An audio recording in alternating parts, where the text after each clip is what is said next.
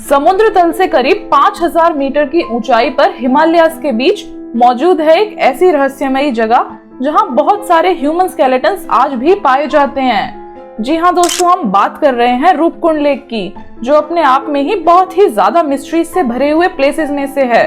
उत्तराखंड के चमोली जिले में स्थित ये लेक, जहाँ पर 500 से अधिक ह्यूमन स्केलेटन्स पाए गए हैं, जो कि बहुत सारे रिसर्चर्स को, वैज्ञानिकों को, टूरिस्ट को अपनी तरफ आकर्षित करते हैं। आखिर क्या है यहाँ पर पाए जाने वाले इन कंकालों का राज? कहाँ से आए ये यहाँ पर?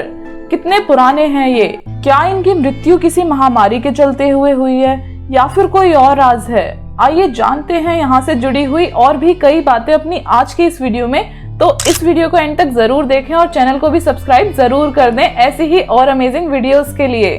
रूपकुंड लेक भारत के उत्तराखंड में मौजूद एक हाई एल्टीट्यूड ग्लेशियल लेक है। समुद्र तल से करीब 5000 मीटर की ऊंचाई पर स्थित ये लेक हिमालयस की 3 पीक, जिन्हें त्रिशूल कहा जाता है, उनके बीच में मौजूद है। ये लेक साल के ज्यादातर समय में बर्फ से जमी रहती है, पर जब गर्मियों में इसका पानी पिघलता है तो कई ह्यूमन स्केलेटन साफ दिखाई देते हैं इस झील के आसपास और इसकी सतह में भी, और इसीलिए इस लेक को स्केलेटन लेक भी कहा जाता है। तो दोस्तों, बात शुरू होती है 1942 से, जब पहली बार ब्रिटिश इंडिया टाइम में एक फॉरेस्ट गार्ड ने इस झील को पहली बार खोजा था।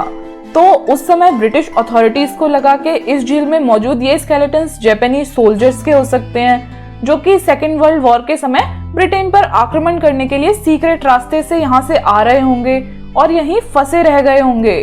तो उन्होंने इन कंकालों की जांच के लिए फॉरेन साइंटिस्ट की टीम को बुलाया और तब पता चला कि ये कंकाल जापानीज सोल्जर्स के तो नहीं है, ये तो उस समय से भी कई ज्यादा पुराने हैं। और उसके बाद से समय समय पर इन कंकालों का परीक्षण होता रहा है। तो दोस्तों, साल के ज्यादातर समय तो इस झील का पानी जमा रहता है, पर जब यहाँ की बर्फ पिघलती है तो झील के पानी में कंकाल दिखाई देते हैं।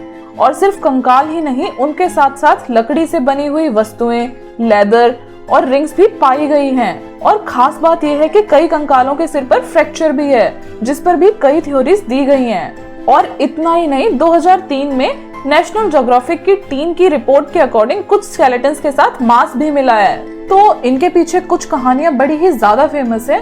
वहाँ के कुछ लोकल्स बताते हैं कि इस झील के पास नंदा देवी का मंदिर है, तो उनके दर्शन के लिए कन्नौज के राजा जसधवल अपनी पत्नी के साथ यहाँ तीर्थ यात्रा पर निकले थे। बट वो वहाँ अकेले नहीं गए, बल्कि अपने साथ सेना को भी लेकर चले गए। और राजा बहुत ही शोर के साथ यात्रा पर निकले थे, ढोल नगाड़ों के साथ। और इससे देवी नाराज हो गई और तभी बहुत तेज वहाँ बर्फ का तूफान आया, जिसकी वजह से राजा रानी समेत सभी रूपकुंड झील में समा गए। बट इस बात की कोई ऑफिशियल कंफर्मेशन नहीं मिली है।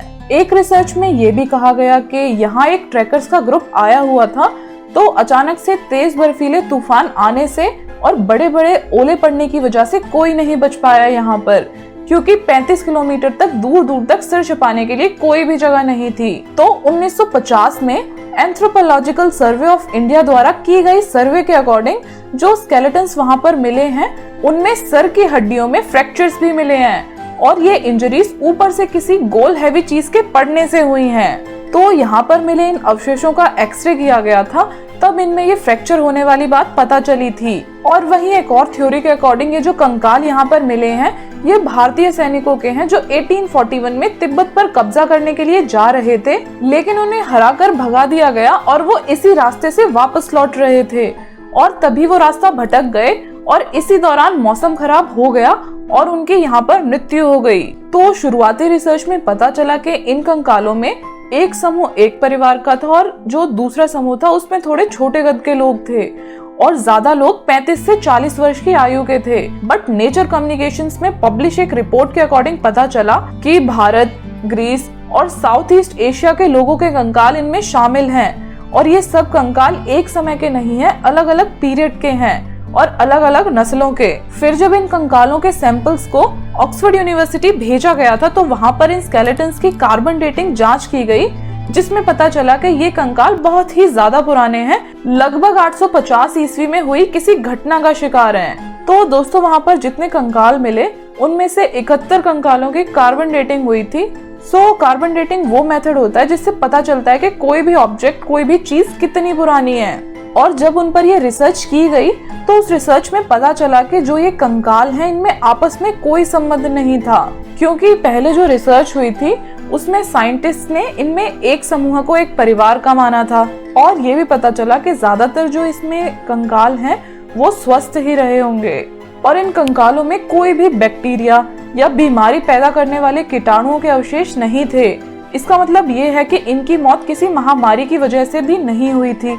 इनमें से अधिकतर भारत और उसके आसपास के देशों के कंकाल हैं और रिसेंटली हुई रिसर्च में रूपकुंड के 38 व्यक्तियों के स्केलेटन्स के जीनोम एनालिसिस को रेडियोकार्बन के साथ कंबाइन करके पता लगाया गया कि ये जो अवशेष मिले हैं ये अलग अलग इरास के हैं, अलग अलग समूहों से संबंधित हैं। 23 व्यक्तियों का एक ग्रुप साउथ एशिया से बिलोंग करता था और 14 व्यक्तियों के ईस्टर्न मेडिटेरियन से, जो कि आज के समय में ग्रीस और क्रीट के लोगों से मिलते हैं और ये कुछ 1200 साल पुराने हैं। तो यहाँ से ये कहना तो बिल्कुल ही गलत है कि इन सभी लोगों की मौत एक ही समय पर किसी घटना में हुई थी और वैज्ञानिकों के अकॉर्डिंग सभी की मौत किसी हथियार या लड़ाई से तो नहीं हुई, क्योंकि इनके आसपास कोई भी वेपन्स नहीं मिले थे और ना ही ये कोई ट्रेड रूट है कि कुछ लोग यहाँ फंस गए होंगे, बल्कि भारी ओलों से इनके सर पर बहुत तेजी से टकराने की वजह से इनकी मृत्यु हो सकती है, जिनका आकार बहुत ही बड़ा था। तो कुल मिलाकर ये जो लेक है ये अब भी लोगों के मन में एडवेंचर पैदा करती है। इससे जुड़ी कहानियां लोगों को अपनी ओर खींचती हैं। आज भी इनके ऊपर रिसर्च जारी है उनके बारे में और ज्यादा पता लगाने के लिए, और यहाँ की ये मिस्ट्रीज दुनिया भर के साइंटिस्ट को, रिसर्चर्स को अपनी तरफ आकर्षित करती हैं। तो दोस्तों, आपको कैसी लगी ये वीडियो हमें कमेंट सेक्शन में जरूर बताइए और ऐसी ही और अमेजिंग वीडियोस के लिए चैनल को सब्सक्राइब करना ना भूलें और रेगुलर अपडेट्स के लिए आप इंस्टा पे हमें फॉलो जरूर कर लें। Thanks for giving your precious time.